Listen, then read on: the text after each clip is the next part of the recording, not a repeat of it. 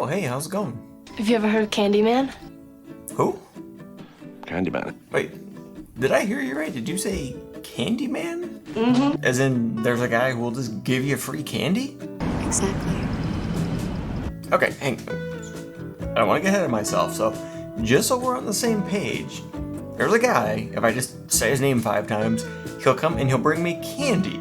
Like, I don't have to put on a costume, it doesn't have to be Halloween, any of that, just free candy? And you say his name 5 times. He'll appear behind you, breathing down your neck. I mean, I'm kind of willing to chance that, but... You want to try it? I mean, okay, yeah, if I'm gonna get free candy, let's do it. Candyman. Candyman. Candyman. Candyman. Candyman. Alright, it's candy. Aw, banana flavor?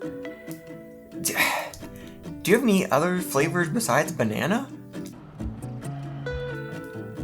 God, who even likes that? Okay, so if banana's the only flavor you got, I'd rather be dead than eat that. Disappointed.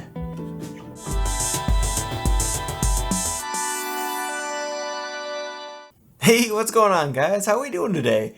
Welcome back to VHS on Tape. If this is your first time here, my name is Keith, and on this channel I do reviews for mostly horror movies that came out in the 70s, 80s, and 90s. And I know it's been a little bit since my last video came out, but that's because I've been upgrading, well, I guess I'll call it my studio now. I got some stuff different that's, behind the camera where you can't see it, and then some stuff in front of the camera that you can see. The biggest one is, well, the lighting. That changed. Not sure how I feel about it yet. I'm going to kind of see how this turns out, and if I like it, obviously I'll keep it. If I don't like it, that shit's going back. And I know what most of you are thinking right now. You're like, Keith, the production quality on the videos you put out is impeccable. Obviously, you must be some kind of pro with this stuff. Also, you're incredibly handsome. Like, why do you have to figure out if the lighting works? Don't you just know it? Well, thanks again for that. But no, I'm just like anyone else. I put my pants on 2 legs at a time. I'm figuring this stuff out as I go, so it takes some trial and error. Well, I don't know about you guys, but with Halloween coming up, I've been really craving some candy. I do have a sweet tooth, but it's Halloween mostly. So I figured it was a good time to take a look at Candyman. Now, I know the new Candyman just came out, but that's not why I'm doing this video. The timing on this is just a coincidence. Alright, okay. Just between you and me, that's totally why I'm doing this movie right now. See, I know people will be looking for the new Candyman on YouTube. They'll see this video, they won't have any ideas for the old one. They'll click on it, and by the time they realize, they'll see this handsome son of a bitch, and bam, new subscribers. I've run it through the simulation 100 times. That's the only possible outcome.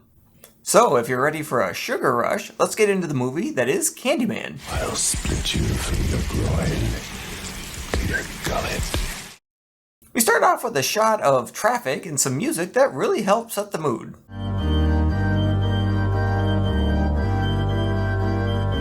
And according to IMDb, this was revolutionary for its time.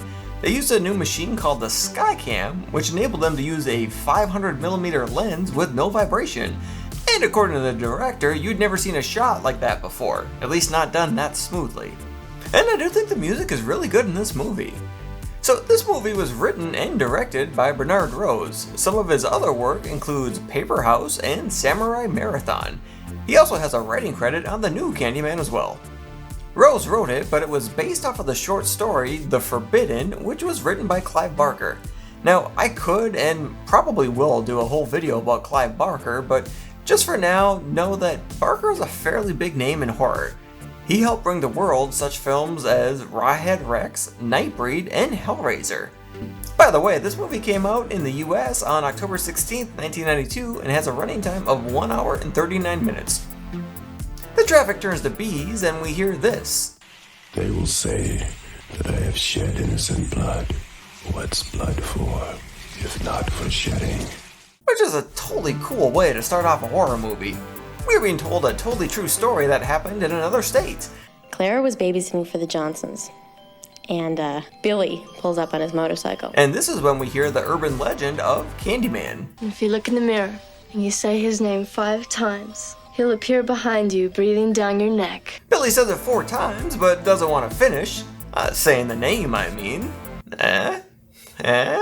After Clara tells him to go downstairs, literally, she says his name the fifth and final time, and we get a glimpse of Candyman before we meet Helen, played by Virginia Madsen. She's been in a lot of stuff. Some highlights are Zombie High, Dune, and The Prophecy. We also meet her friend slash co-worker Bernadette, played by Casey Lemons. You might recognize her from the action classic Hard Target as Jean-Claude Van Damme. Turns out these two are collecting urban legend stories from people for a thesis, even though Helen doesn't really seem to believe in urban legends. Next we meet Trevor, played by Xander Berkeley. Now he's been putting in work. He has 243 acting credits so far, most notably though, Barbed Wire. He is also lecturing about urban legends. These stories are modern oral folklore. Man, people are obsessed with urban legends at this college. We find out that Helen and Trevor are married, and we also meet some students, and one of them in particular is pretty suspect. See ya. I think we all know what she's up to. And I mean, really, who can blame her? Check out that sweet cardigan he's wearing. I mean, what does he expect walking around dressed like that? He's practically begging for it. Trevor, the sweet-ass cardigan. As Helen is working, a custodian comes in and mentions that she's heard about Candyman as well. Everybody's scared of him once it get dark. He live over at Cabrini. My friend told me about him. She grabs her friend and she tells Helen what she knows about Candyman. That Ruthie Jean lived in Cabrini, and one night someone broke into her room through the wall and murdered her. She was killed with a hook. Yeah. So Helen investigates. She tells Bernadette that her condo building is an exact duplicate of where Ruthie was killed, and points out the most logical way somebody got into her apartment. Then they decide to test the legend, but only Helen says his name the fifth time. Candyman. Bernadette, you chicken. But later that night, we see that Helen is already starting to feel a little on edge. The next day, we get this cool shot paired with more sophisticated music than you generally find in horror movies.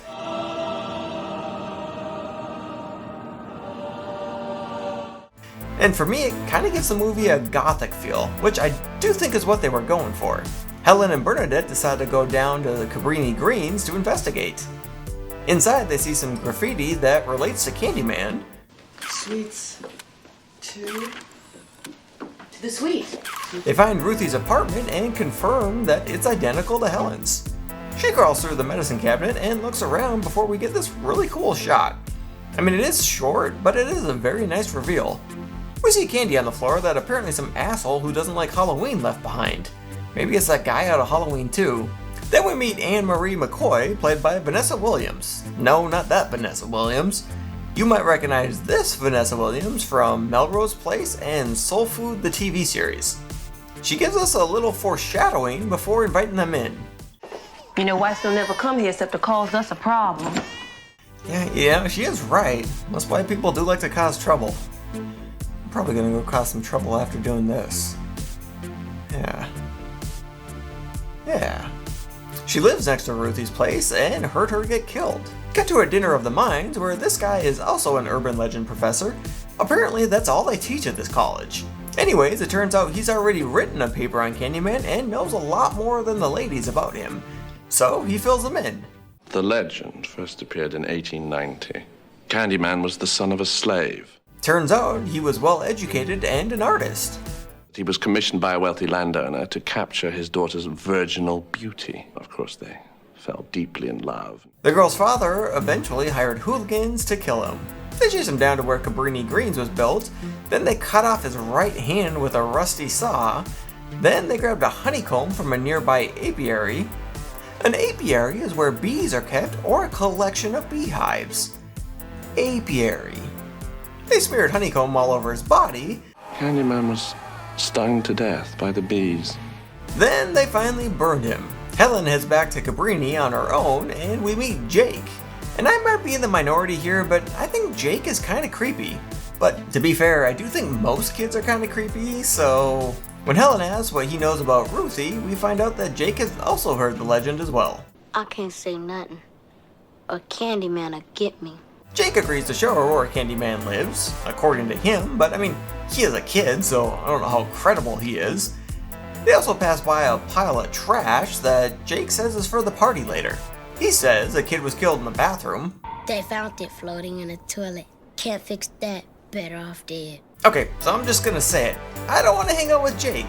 The little fucker's creepy. Helen heads inside and we see the same graffiti from inside, but now it's written in shit. And I do like the attention to detail here. I mean, they even stuck little pieces around the set. Probably from breakfast. We see that maybe Candyman is real before Helen is joined by... I hear you looking for Candyman, bitch. Well, you found him. Oh, okay, so I mean, I guess he is real. Helen gets worked over, but the cops do catch the guy and she IDs him. We also find out... Did he kill Ruthie Jean? Oh, no question. Killed that poor kid as well. And that's how the movie ends. So all in all, I did think Candyman would be a lot scarier than this. I mean, I do appreciate Candyman being ominous and not having much screen time, but 35 seconds? I mean, that's pretty ridiculously short. Not to mention just how anticlimactic the ending is. Okay, so she IDs him and that's it? That just seems like lazy writing to me. Alright, well, so would I recommend Candyman? What's that? Oh, okay, yeah, okay, I guess, well, Trent's telling me that that's not the whole movie, so, okay, well, this time you were actually being helpful, so, thank you. Well, I mean, I guess let's get back to the movie. I don't know why, I mean, they already got Candyman, but okay. Helen meets up with Bernadette and makes a good point. 2 people get brutally murdered and the cops do nothing. Whereas a white woman goes in there and gets attacked and they lock the place down. Yeah. And she didn't even die. And before I play this clip, a lot of people who have already reviewed this movie always talk about how great Tony Todd is as Candyman. You know, they always talk about how perfect his voice is, and you know what? I mean, I have to agree. His voice is commanding yet chilling, you know? Helen. We get the reveal of him and he's just standing there staring at the ceiling. And yet somehow he draws you in. Helen, I came for you. He did a great job with this role. By the way, he has 239 IMDb credits, you know? But you might recognize him from The Crow and Sleepwalk. Anywho, Helen gets sort of hypnotized, and he says that since she didn't believe the stories about him, he was obliged to come. Then we get a fantastic but horrifying line if it were actually being said to you. Be my victim. Yeah, I mean, it's perfect. It's creepy, but it's perfect. He also adds in, I am the writing on the wall. Without these things, I am nothing. Which is basically saying that if nobody fears him, he will cease to exist. Helen passes out and wakes up in Anne-Marie's place in a pool of blood. When she opens the door, we see that the dog has been killed too. God, I hate when they kill the dog. Helen grabs a knife and we see Anne-Marie's kid's crib is also covered in blood, which causes her to attack and kick the shit out of Helen until she stabs her arm. And just then the cops show up and arrest Helen. So remember when Anne-Marie said this? You know, whites don't never come here except to cause us a problem. Yeah, turns out she was completely right. During questioning, we find out that Anne-Marie's baby is missing. She tries calling Trevor in the middle of the night, but he's not home. Wonder where he's at, huh? We see a flashback or a vision of the baby being with Candyman. Trevor eventually shows up to bail her out. And this is where it starts, you know, the idea of is Candyman real or is Helen just losing her mind? As she's going through her pictures looking for clues, we end up getting this really creepy shot. I mean, it's super creepy because you can't see Candyman until she adjusts the focus, so he's just lurking in the background. Ugh. Then we get this series of events happening before Candyman explains, I have the child. Allow me to take you or he will die in your place. He also says, You've destroyed the faith of my congregation. Without them, I am nothing. Now, I must kill you. Huh. So she has to die for him to live on. I mean, that's kind of poetic, huh? No, it's not. That just seemed like the right thing to say. Bernadette drops by, and Helen tries to tell her to go away, but she doesn't listen, so... And when Trevor comes back, it doesn't look so good for Helen. That's one hell of a frame job. Do you think this is what happened to OJ? But then, I mean, why wouldn't he claim the Candyman defense? Probably because he knows that would make him look crazy, Keith, that's why. Duh. Alright, good point. Okay, so, yeah, I guess OJ didn't do it, it was Candyman. Next, we get a shot that I'm putting in here for all you people who don't like needles. Oh, by the way, I'm just messing around. OJ totally did it. Yeah, he's a murderer. We see what happened to Bernadette, and they're doing a pretty good job of making Helen look crazy. And they decide to take her to a mental institute. And despite what they say, she does get a visitor. But he doesn't stay for long. Helen goes to talk to Dr. Burke, and we find out that Helen's actually been there for a month, and that she's obviously been charged with murder. He plays a video of the first night she came in, and we don't see Candyman, which further makes her look crazy. And I generally think it's a nice move with this type of movie to make it seem like the main character is crazy, by not having anyone else see the killer. And they do a good job of us feeling Helen slowly slipping into madness. Helen says that she can prove that she's not crazy and says Candyman 5 times. But it looks like she is crazy because he doesn't show up. Initially.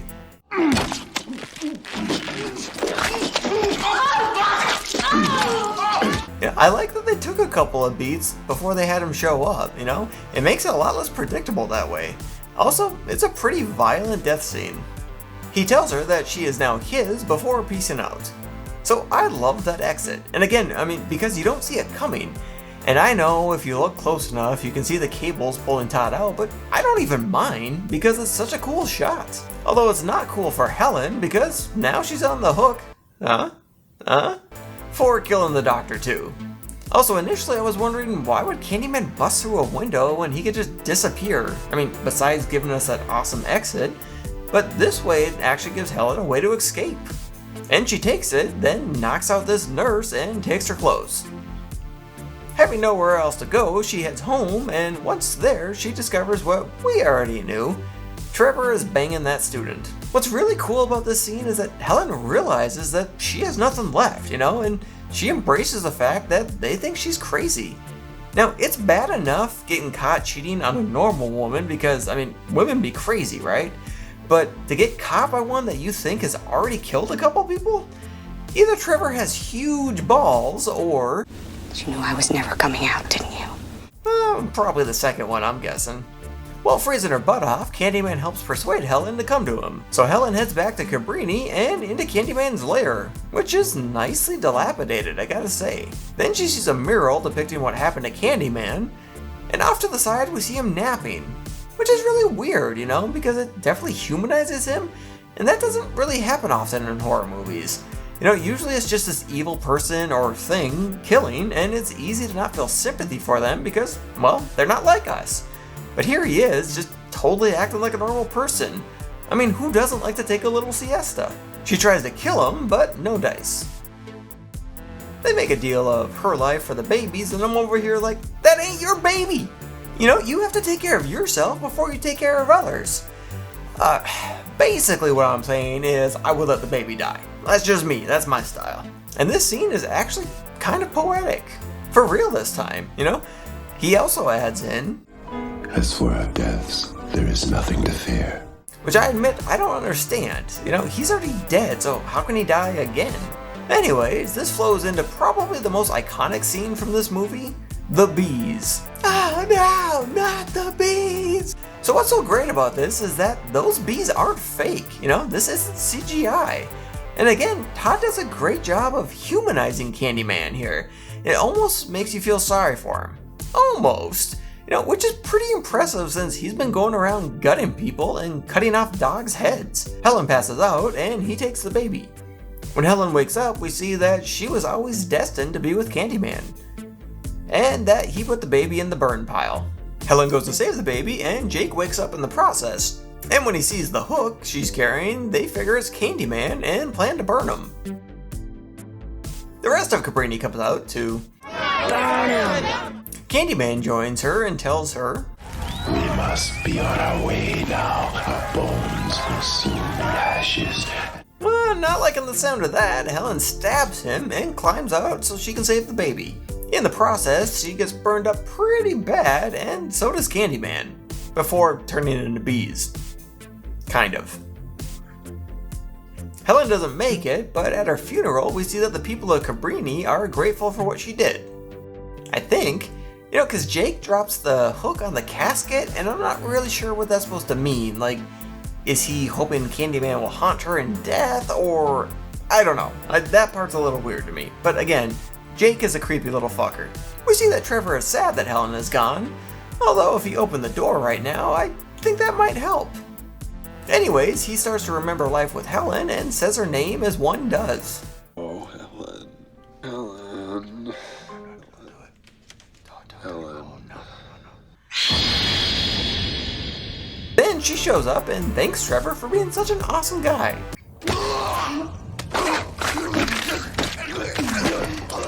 Then the movie ends. For real this time. And now for some fun facts. The actor who played Billy is Ted Raimi, and he just happens to be the brother of Sam Raimi. Yeah, that's Sam Raimi. Supposedly, Eddie Murphy was considered for the role of Candyman, but his height wouldn't work, so they went with Tony Todd, at least according to IMDb. As I said earlier, the bees in the scene were very real, and apparently the bees needed to be 12 hours old so that they would look like adult bees, but their stingers would still be too weak to actually really hurt anyone. And it also took a half hour to get all the bees into Todd's mouth. That sounds absolutely miserable. The part of the movie where Helen finds out that the medicine cabinets connect the two apartments was actually taken from real life.